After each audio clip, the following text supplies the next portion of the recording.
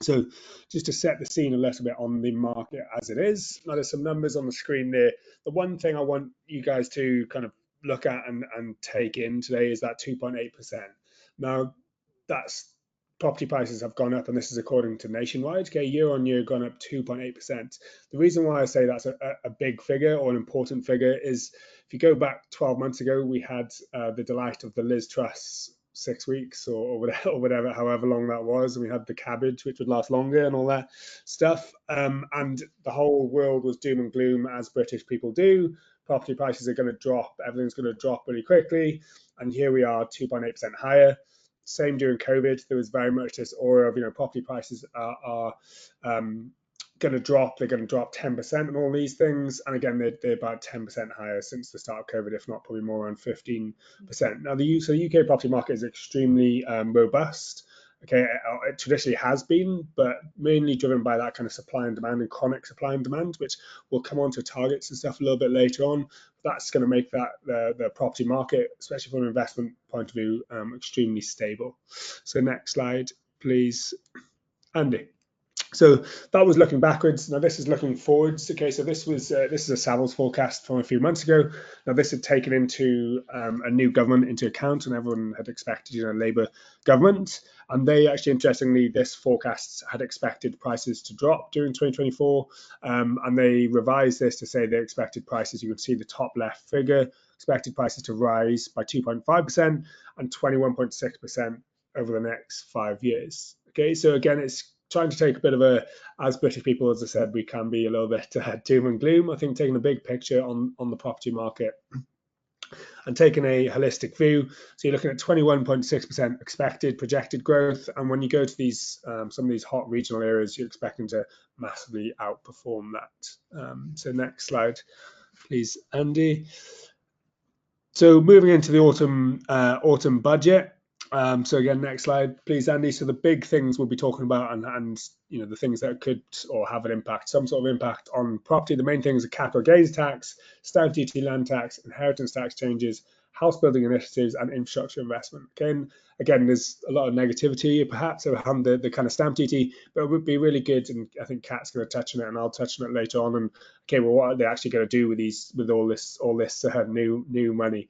And how are they going to put it back into not just property, but into the UK and create a kind of positive, create a positive change. So next slide, please. So the first one is capital gains tax.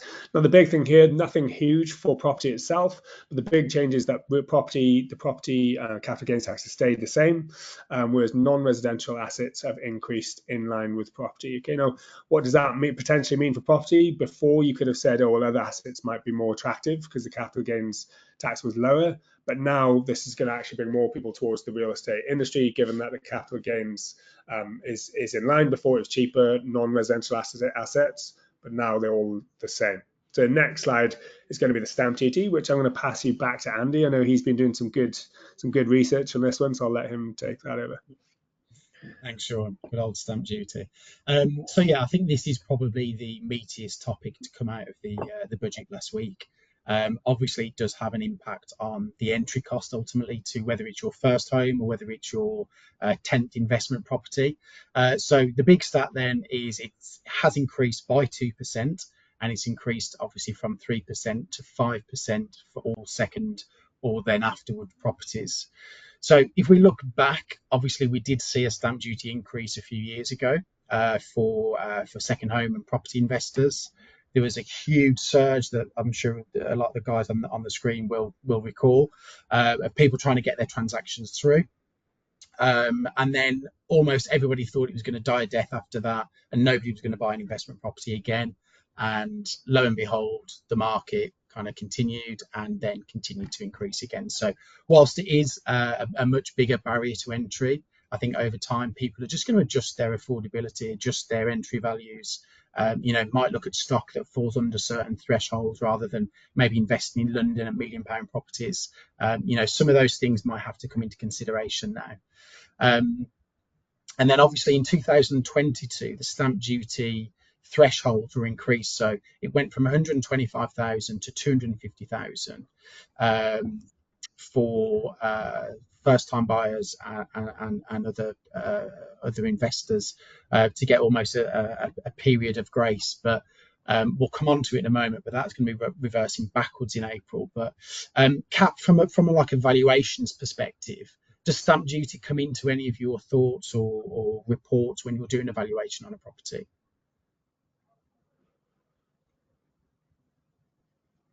Kat, you've done the She on same as mute. me. Kat. You've done a Sean and you've left it on Brilliant.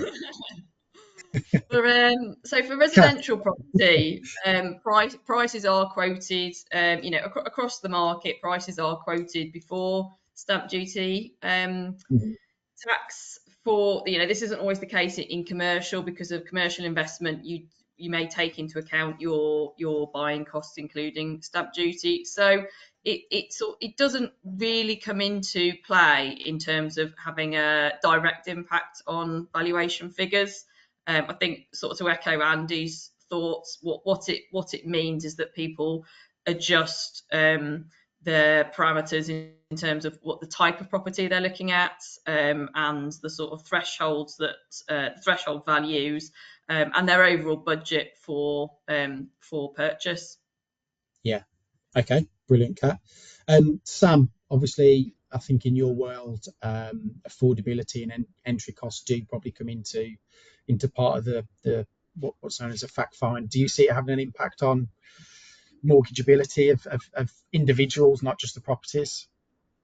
To be honest with you, a lot of it is just proving to lenders that whoever's buying the property has enough funds to cover it, and as long as we can highlight that to a lender, I can't see that having too much of a big impact, as long as we can provide that data, really. Okay, good.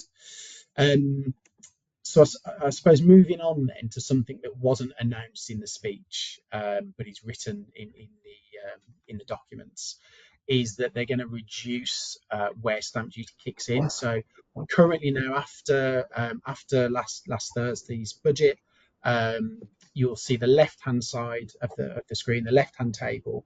So properties up to 250,000, it's 0%. But that's still up to 425,000 for first-time buyers. The right-hand side of that first table then shows stamp duty rates for second homes or investment properties. So you can see we've done a calculation at the bottom, and that's based on a second property, so an investment property. So stamp duty on a £300,000 investment now is going to cost that purchaser £17,500. Now, in April of next year, what they're going to do is they're going to move these thresholds back. So first-time buyers will then only have access or a grace period of up to £300,000, and it will go back to £125,000 for everybody else. So up to £125,000 as a first-time buyer, you'll pay nothing, although a second property you will pay 5%. And then you can see it moves up in scales there in terms of thresholds of values. Again, we've done the same equation based on a £300,000 second property, so an investment property, and that's now going to cost that purchaser £20,000. So again, not only is the impact gone up after the budget between now and April, but on April 21st, you will be paying more stamp duty then, no matter your position, whether it's a second property or a first home. So I think similar to when we saw the levy come in for second properties a few years ago, we're probably going to see a push now of people that were thinking of waiting maybe till next year to purchase or to sell their property and move. You might find that some of those decisions, if people hear about this, are made sooner, so may inject some activity into the market over the next few months. Guys, I don't know if anybody wants to kind of pitch in on that or has any other opinions. No, all good. I think just what you echoed, as I said, there was also from an overseas standpoint, there's an additional 2% for an overseas buyer, and that's not based on your passport, that's based on your residency. But I know when they brought that in a few years ago, again, there was a big flurry of buyers trying to kind of make sure they get in time, and so that's definitely going to have an effect. I read an article a few days ago actually in Forbes saying that they think that will actually create prices to shoot up, and then there'll probably be a few months of a little bit quieter, and then property prices will continue to do their thing and carry on going up. Right, that's how I see it playing out. And I think probably going back to our earlier point about investors or purchasers maybe then looking to adjust the price point in which they're operating in. So obviously it's a lot more attractive after April next year for an investor to be operating up to that £250,000 mark than it is between 250 and 925. So I think we'll see a real hotspot for properties under that 250,000 moving forward. I think the other thing just to mention, Andy, as well, is that sort of following the budget and Bank of England projections, which I know we're going to come on to, I think this sort of anticipation that there might be a dramatic fall in interest rates has probably gone away. So this is going to be a sort of a real consideration for people, rather than thinking, right, well, I'm going to wait for the interest rates to go down. They're going to think, right, well, I'm going to do this before the stamp duty rates go up. You sort of agree that, from a valuation perspective, we're likely to see more activity to 1st of April than people waiting because they think that they might end up with a more favourable interest rate. Yeah.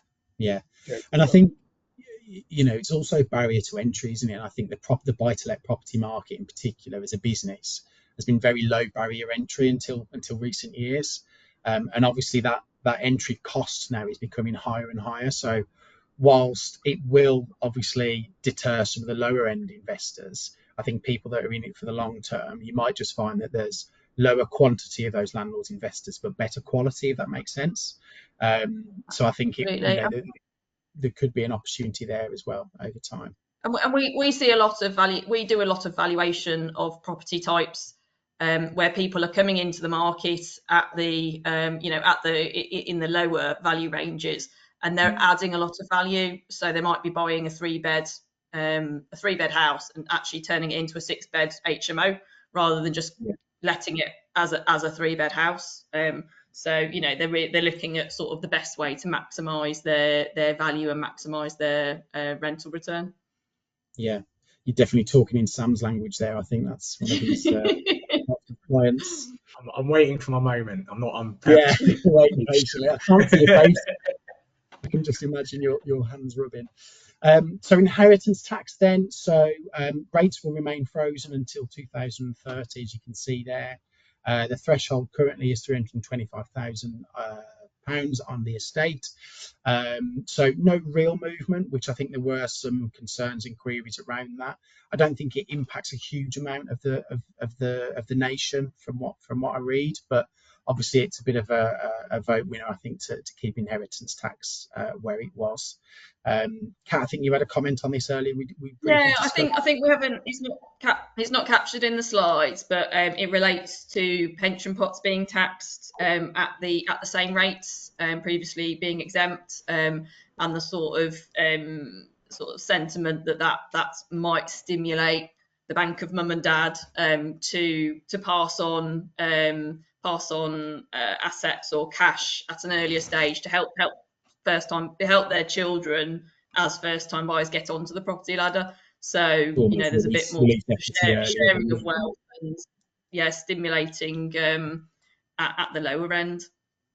Yeah, good point. Infrastructure, Sean, I think you had a couple of comments on this one. Yeah, sure. So as I mentioned earlier, obviously we've spoken a lot about how the government's going to be raising more money and what's happening with this money. Of course, there's different things like NHS and all these different things. But a big part of their kind of manifesto is not just helping property, but also creating better cities. For example, you have this inner city travel, and especially targeting those regional cities. We've seen a huge amount of growth property-wise, but also commercially. Banks, BBC, for example, moving, HTPC moving, all these things as well. So those regional cities are going to have a huge amount of growth. And the other thing is, of course, they have big plans around a target of 1.5 million properties that they need to build over the next 5 years. Well, that's their target to build.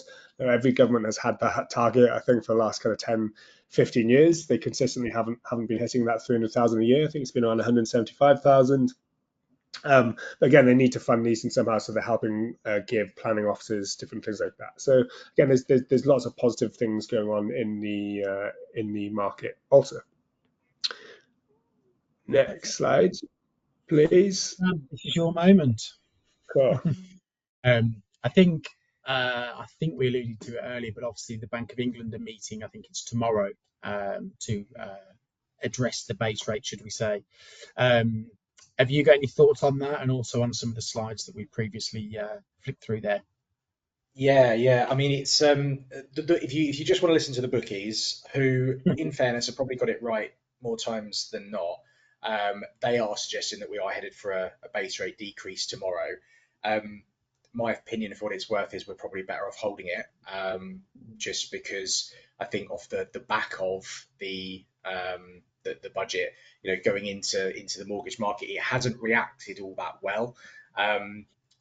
Before I sort of talk a little bit about the reaction of the mortgage market, I think it's important for us to understand why it's actually important from a property point of view that we understand, or why the mortgage market is important to the property market. We all know that property prices in the UK have been very much driven for a number of years now on supply and demand. That is probably quite a simplistic way of looking at it, because actually you've got to look into what drives each of those two sides. And certainly the demand side of things is, and has been for the last few decades since the mortgage was invented, been driven by the availability of funds. We saw during the credit crunch, didn't we, that when suddenly funds dried up, the property market just pretty much died for a period of time, because people couldn't borrow the money that they needed to buy the properties. I'm not suggesting by any stretch of the imagination that we're in a similar situation now. It's much better. But when mortgage prices on the whole go up, or when interest rates go up, it will outprice people, not only first-time buyers and home movers, but it will outprice certain investors as well. That certain investment properties become unmortgageable, if you like, because the rental incomes aren't keeping up with the prices, and therefore the borrowing, which is based on the rental incomes, it isn't enough for them to borrow what they need to purchase those properties. So it's really that the mortgage market kind of runs alongside the property market. We need to understand both and how they work, coherently together. And I think that straight away, the mortgage market reacted negatively straight away to the budget last week, and on the whole, rates have gone up. We as brokers, we can always tell when something's gone on, even if we didn't know that the budget was happening last week. You can see that something is happening, because our inboxes are filled with automated emails from lenders telling us that they are pulling rates and giving us a time frame for those rates being pulled. If you want to delve even deeper than that, the time frames that they give you are also a really good indicator as to how surprised they are by what's happened, or how urgent it is. Sean alluded to it earlier on about the trust budget, or whatever we wanted to call it. Off the back of that, we were getting lenders sending emails out saying rates are gone, like products are gone. We're not giving you 6 hours, 24 hours, 48 hours notice like a lot of the time that they do. They're gone now. We've just taken them straight off the market. That is an indication of sheer surprise, panic, and a massive amount of urgency to reprice. I wouldn't say it's been as bad as that, but certainly we've seen quite short timeframes to when products have been pulled, and in certain instances, no timeframes on top of that to when new products are coming to the market. Usually it's within 1 or 2 working days that repricing happens. But again, the longer the period of time between those two dates, again, it reading between the lines, it gives you an insight into how ready lenders were, how much they had predicted what had happened. And I think in this instance, we have seen pretty much every lender that I can think of has repriced. They have taken their products from the market. They have increased the price of those corresponding new products. And of course, the knock-on effect in the property market in the short term should be that fewer people can afford the mortgage that they could have afforded just a few days earlier. So just keeping things mega simple, that might cut out a certain number of first-time buyers who suddenly are like, well, actually, I can't borrow £300,000 anymore. I can only borrow 260, which means I've got to find another 40,000 if I want to buy whatever property I want to buy. So that's one thing. The reason why fixed rates have been sort of tracker rates are always going to track the Bank of England's base rate, so we'll see what happens tomorrow. The fixed rates, they are worked out based on something we call swap rates, and that is the rates in which banks lend to each other. Many people might not understand the intricacies of how the lending market works in the UK, but essentially, again, to keep things simple, we've got a couple of big banks up at the top, your Citibanks, your RBSs, your JP Morgans. They are investment banks. They have people piling money into them, and part of the way that they make their money is that some of that money will be allocated to external lending, and they will lend down to the commercial banks, the challenger banks, and the like. And the swap rates are sort of a constantly moving target, just to make life nice and easy for us, as to what rate they should be charging that lender for that money. And it's done over sort of different time increments, 2, 3, 5, 7, etc. years. And we have seen an average since, and this data was from yesterday, so it might be slightly different today, but we've seen an average increase of 0.13% in swap rates across the board, which is not quite as bad as the mini budget, but it's not far off. What we have historically seen is that swap rates tend to sort of push up after a budget if the budget's been negative, and then slowly start coming back down over the preceding sort of couple of quarters, which probably will happen, but I think it might take a little bit longer this time around. But the knock-on effect is that fixed rates essentially today are more expensive on the whole than they were a week ago. And Sam, with the Bank of England meeting tomorrow, and you know, a lot of people and the bookies, like you say, are predicting a base rate cut. What we hear most of the time is that the lenders already factored what they believe is going to happen in. So let's just say they do cut by 0.25% again tomorrow. You wouldn't really expect a lot of those lenders to then be coming out with new products in the following days. Exactly, it's kind of a bit of a waste of time from their perspective, because why would you pull products one week knowing that you're going to have to then pull them again a week after that? It's just unnecessary work a lot of the time. And the knock-on effect, another negative of continually changing rates is what tends to happen is when you announce that you're pulling rates, you will get a massive influx of new applications, particularly if it seems as though the rate is going to go up. You'll get an influx of applications. And if you remember after the trust budget in particular, I'll go back to that because it's a really good example of this happening. When lenders were pulling rates, us as brokers were working 24/7 just to get applications in so that we didn't lose out on some of the lower rates before they either were lost completely or they went up. Suddenly lenders were insanely busy, and that actually slows down the market as well, because I was talking to a client on Friday, and he was complaining that his mortgage was taking a long time. We told him why it was going to take a long time. He was already well aware, but obviously everyone wants to moan and complain when things are taking a long time. But I showed him an updated sort of published turnaround time for the lender that we had his mortgage with, which is a lender called CHL, and it was taking 11 working days from the point at which an application submitted to when an underwriter would look at it for the first time. That's over 2 weeks. So if you think that a mortgage application, going from application to offer, we try and do it sort of between the sort of 3 to 5 week mark is the average. That's 2 weeks of that is gone. So you're adding 2 weeks onto that. So even just to get an offer is going to take you 5, 6, 7 weeks maybe. Factor in, whether surveyors are really busy or not as well. And you could be looking at 2 months just to get a mortgage offer, and then it goes into conveyancing. So this has a knock-on effect of that, and it slows down the market. Yeah, definitely. And part of the reason I think we're seeing, from sale agreed to exchange completion times just skyrocket over the last 6-12 months. Yeah, and I think we've alluded to sort of changes in the market a little bit, and people's strategies. Certainly one thing that we are trying to position our clients better at Grand Union Finance is, we get a lot of clients, Catherine mentioned, that typical buying a 3-bedroom C3 family home, converting it into that 6-bedroom, all en suite, all singing, all dancing HMO. Well, when we line up refinancing that property, because generally we'll use development finance or a bridge or something like that to acquire the property with, and then we want to remortgage it onto that HMO mortgage, we've got to plan it that much better, because we've got to make sure that we give ourselves enough time prior to the point in which the work is complete and ready for a valuer to come and visit the property, to make sure that we're doing all this stuff in advance. So logistically, it adds a little, an extra layer of organisation, I guess, to it, which people have to be aware of. Yeah.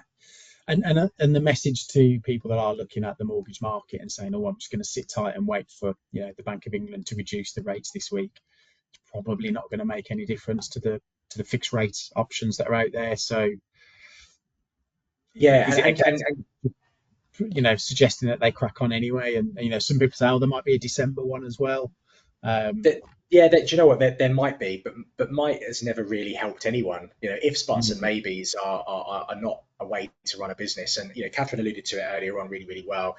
I think people are starting to realise that when we saw the base rate go from 0.1 all the way up to like 5.25, that happened over an unprecedentedly short period of time, which in hindsight has shown that it had a massively negative impact on the market. It probably should have been done a little bit, over a longer period of time. I think the Bank of England have learned from that and realised that they've got to, slowly reduce the rate, because large amounts of change in a short amount of time is what usually leads to, that knee-jerk reaction is usually what leads to negativity. So they will be, it's not predicted that the base rate is going to fall below 3% until about like 2027, 2028. So when you look at that and the impact that will have on fixed rates, on swap rates, etc., the reality is where we are now is roughly there or thereabouts. We're talking, a couple of quid for every 100,000 that you're borrowing in difference of monthly payments. It isn't going to make that much of a difference.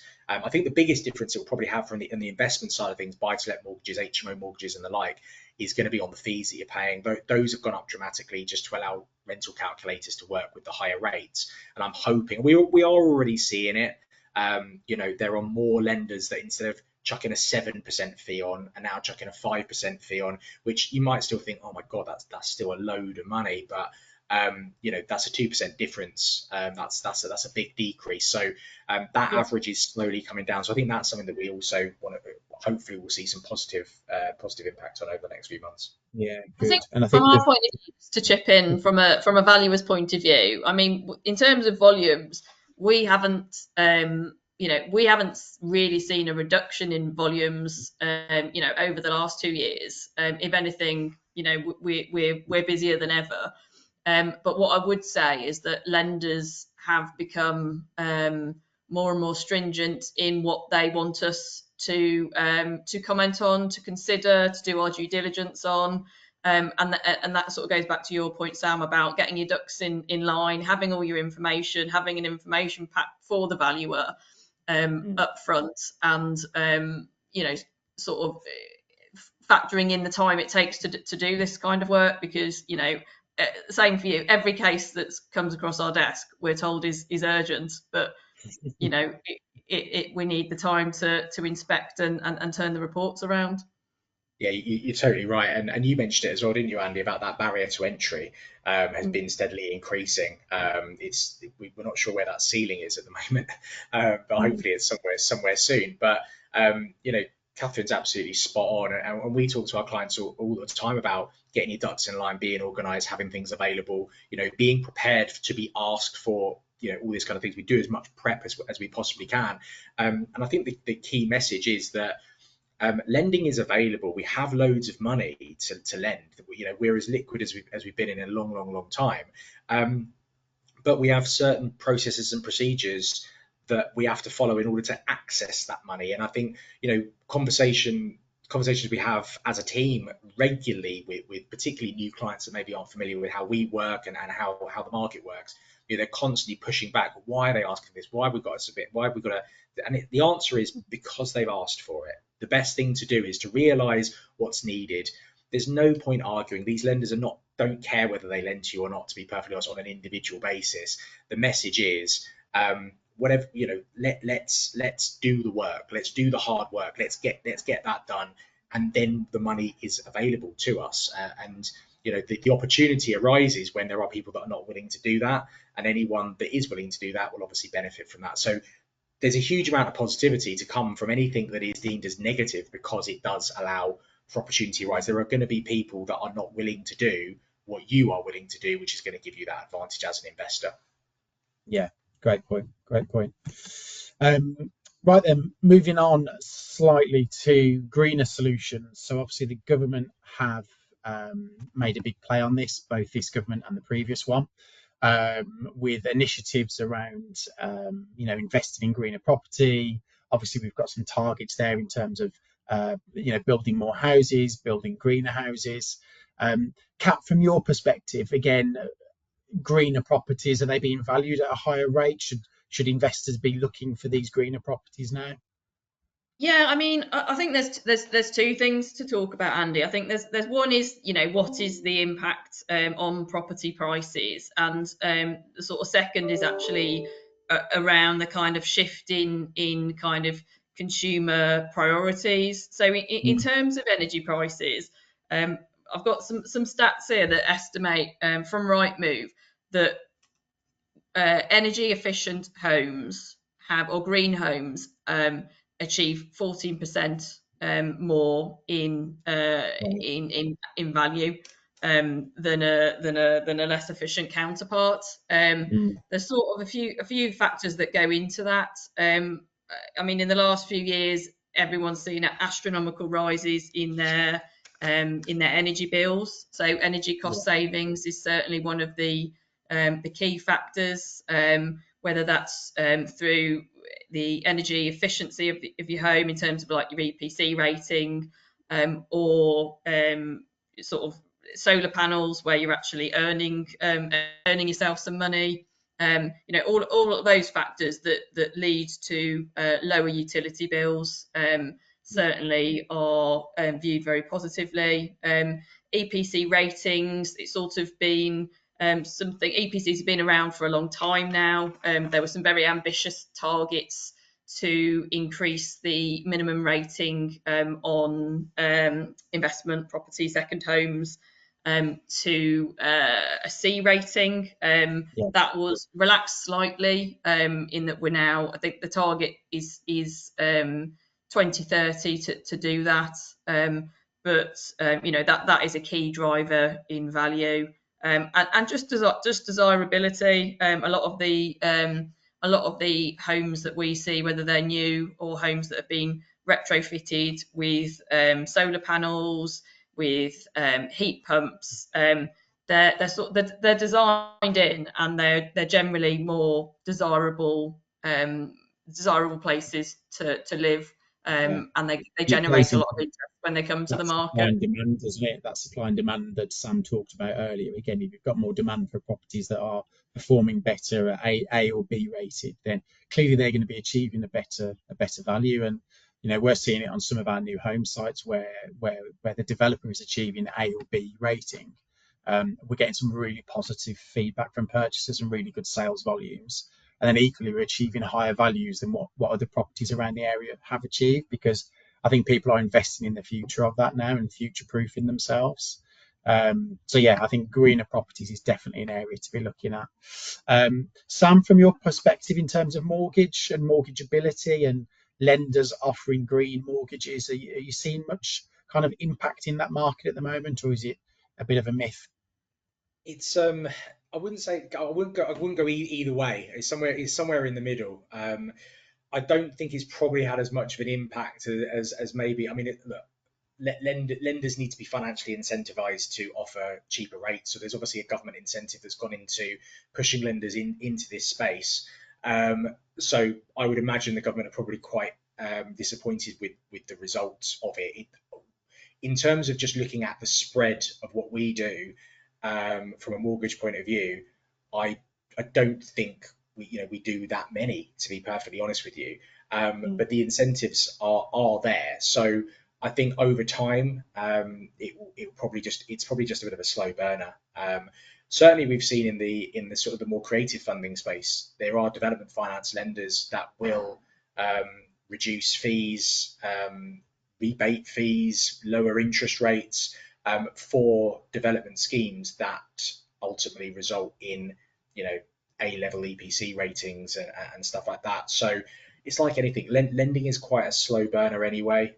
So it takes a while for things to take hold. So I'm very much hoping, as somebody that's got, very passionate about, green initiatives and things, I really hope this does take off. And, as a country, if we become greener, that benefits everyone. So, Yeah. yeah, not a major impact right now, but certainly we can see the road to that becoming bigger.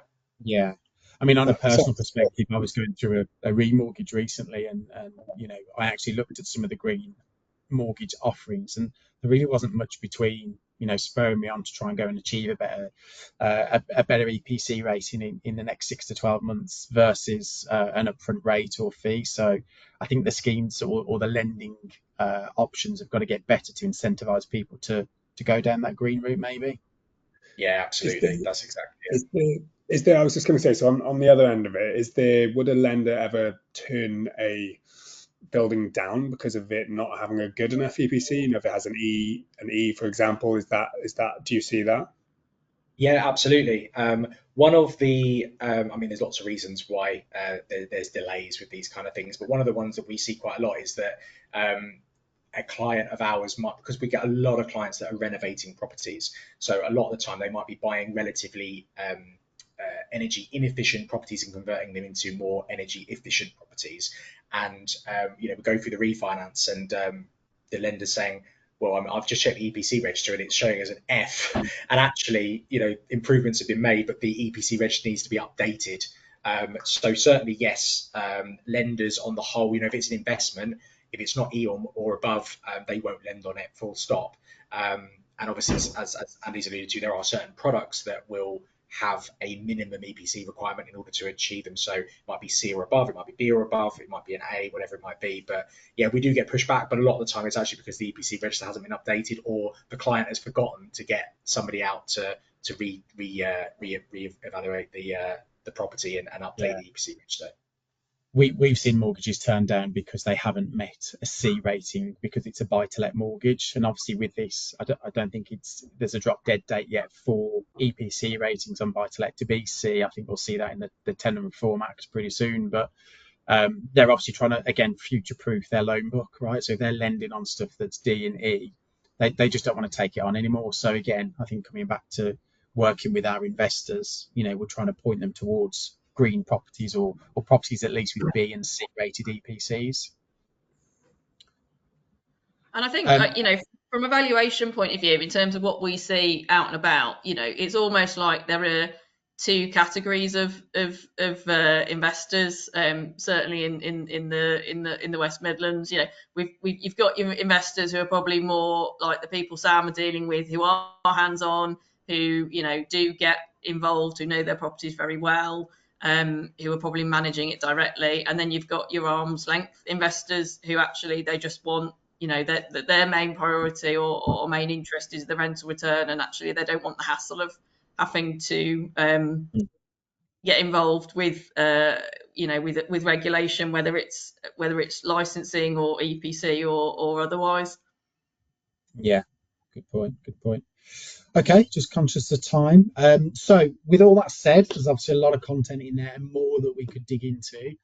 We've put a QR code on there for anyone that wants to book a consultation, whether that be with ourselves or you want to speak to someone like Kat or Sam about mortgages and finances. If you scan that, get in touch with ourselves. We'll have a portfolio health check and then refer you out to the relevant parties to specialities that can help. So if you're looking to do that or want some help, then please use that QR code on the screen. Questions and answers then. So I'm just going to stop sharing for a second so I can jump into that. Right. So whilst we're going through these, guys, I didn't mention earlier, but if you do want to put a question, there's a little question mark box in the top corner. There are a couple that have landed. So first one here, I think maybe Sam or Sean could take this one, but based on all of the stuff that's come out of the budget, do you see, or what's our predictions on top property type and location that people might be looking for now? Do you want to kick off, Sean? Yeah, I'll go for it. I think we've touched on it a bit actually, but I think probably to pull it together, I think the new build market for us has been massively huge. I know, Sam, there's a lot more of these kind of things you buy and refurb. As Kat mentioned, a lot of our investors, especially overseas, don't want the kind of hassle of the EPCs and the hassle of all these things. They want something which is new and shiny. I suppose it's less hassle. I have a house in Cardiff, for example, which is a beautiful old building, 150-year-old terraced house, but it does every now and again the boiler will go, or it has damp issues and things like that. So for our buyers overseas, we've noticed a bit more of that. We've also noticed a bit of a shift from during COVID. A lot of people wanted things which were completed and ready to go, whereas definitely over the last 6 months, and I think, Andy, you'd agree, we've had a shift of people actually wanting to go back towards buying something off plan. So something that they put the deposit down now and it doesn't complete until a future date. Why is that? I think probably I think there's two aspects. I think one is obviously the interest rates expecting to be lower, although I think we're all saying that it's going to be a slower drop than expected. But the other thing is, and Sam can probably speak about this more than I can, but the mortgage market is pretty frustrating at the moment. As you said, it's very choppy. It changes a lot. They're asking for a lot more information as well. And Catherine can probably attest to that as well. So I think people kind of think, I can look after the legal part now and then worry about the mortgage part later. So it kind of breaks up the payments, but also breaks up the hassle. And the last piece, I think, in terms of actually what the autumn budget impact will have, I do think that those lower price brackets, those regional areas more so. I mean, Andy and I were looking earlier about a £750,000 property in London, and the stamp duty was about £80,000, I think, just short. Was if you actually purchased, obviously, if you're in a fortunate position, we could purchase 3 properties at £250,000 each, then your stamp duty was about £25,000 less. So you're going to be looking at people buying more in that cheaper kind of price bracket, in my opinion. Yeah, I think there's we've certainly. Sorry, go on, Catherine. Oh, it was just a quick one. Just on the new home side, do you see stamp duty coming back in as a developer incentive that's offered more often than not? We don't see a lot of properties that are, when we're seeing CMLs, they're often, a lot of stuff is sold without incentive at the moment. Do you think that there'll be a change in that? Yeah, I mean, we've already had one of our key developments, Emerald Court. Actually, the developer said that we'll offer 1% of the property price back on completion, just to incentivize that. I mean, again, that's I think it's going to be a bit of a short-term thing of like the next month, while it's quite topical. After that, I think it won't go on. So that will definitely happen. We've had it across a few of our other sites for sure. Yeah, I think what you'll see is the ones that are currently sold subject to contract but not exchanged, they will come back maybe and try and renegotiate in particular. And then, as Sean said, there'll be a window of opportunity, I think, to do a few deals on the run into the end of this financial year, where developers want to be out of a site or hit year-end targets, that kind of stuff. But yeah, really good question, Catherine. Yeah, I think there's on the stamp duty side, I think as well is I don't know what the actual figures are, but there was something released in terms of the overpayment of stamp duty. A lot of people don't realise that actually, unless the property is absolutely ready, raring to go, you can move in tomorrow, move your cats and dogs in and everything, and everyone's happy, and you don't have to pay the full amount of stamp duty. There are companies out there that help with all of that kind of stuff. I don't know any to recommend, but knowing that if you're buying a property that you plan on renovating, you plan on upgrading, you plan on changing, there's probably a good argument that you won't have to pay that full stamp duty. So again, we're going back to the whole, those that do their due diligence, those that put in the effort, they're the ones that are going to succeed more in this kind of stuff. But talking of that, I think, changing of strategies, which is what you mentioned originally, Andy, certainly in the since COVID, I've seen a massive shift to higher cash flowing strategies, serviced accommodation, HMOs. Catherine's already gone into that a little bit in terms of conversions and that sort of thing. The traditional buy-to-let is becoming less favourable because people are so used to having, 10 buy-to-let properties and making X amount. And now suddenly that's been slashed in half, slashed in 2/3 have been reduced from that. So they are looking at other ways in which they can generate more income from a single unit. So certainly there's been a shift there, but also I've seen a big shift for in terms of more commercial to residential developments, which obviously came about for the changes in PD rights and all that kind of stuff. I think that's only going to increase. You know, the stamp duty, as we know, is different for commercial to residential, so you're going to avoid that issue if you're buying commercial property. And I think also as well, you know, the government have been very open in the fact that they want to support build to rent, you know, the build to rent incentives, and they work really nicely as commercial conversions. Take a big office block, turn it into a block of flats that you rent out on the back end, and get, you know, a nice tasty commercial valuation on the mortgage on the back end. They're deals that I see working incredibly well. So I think that we'll hopefully continue to see an increase in that. I say hopefully because, you know, just from a personal point of view, what's worse than driving around town and seeing, you know, derelict commercial buildings that could be put to good use. So I think with, you know, Sean alluded to it earlier on, we've got a massive target we want to hit. You know, the Labour government have put a big target on their backs to try and achieve certain targets in house building. What better way than converting a building that already exists? Yeah, absolutely. Well said. Okay, guys, I think on that note, there's no other questions that have landed in the last couple of minutes. So thank you all for your time. And as always, if you need any advice, then please do get in touch. I think a lot of this, as Sam just alluded to, I think is about getting the right advice before committing, before, you know, entering the market.